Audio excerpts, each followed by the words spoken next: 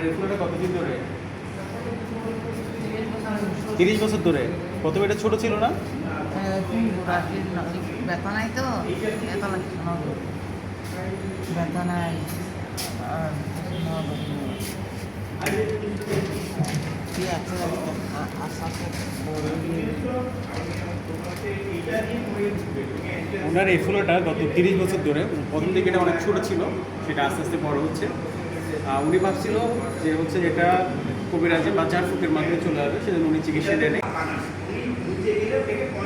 এখন আপনার কোনো একটা মাংস বেশি থাকলে সেটা আস্তে আস্তে বড় হতে থাকবে। বড় হতে হতে এখানে চারপাশে যে স্ট্রাকচারগুলো আছে, যেমন হচ্ছে মাসেল, রক্তনালী, নার্ভ, তারপর হচ্ছে বিভিন্ন যে শ্বাসনালী, খাদ্যনালী, সবগুলোর সাথে ধীরভাবে আটকে থাকবে।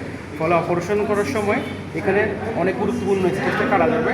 এছাড়া হচ্ছে যে অপারেশন পরবর্তী সময়ে তার অনেক জটিলতার সম্মুখীন হতে হবে। সেজন্য আপনাদের গলায় বা কোনো একটা জায়গায় যদি কোনো মাংসপিণ্ড থাকে, সেটা যদি বড় হতে থাকে, আপনারা দ্রুত ব্যবস্থা নেবেন, দ্রুত ডাক্তারের কাছে গিয়ে ডাক্তারের পরামর্শ মতো ব্যবস্থা, না হলে কিন্তু এটা খারাপের দিকে যাবে।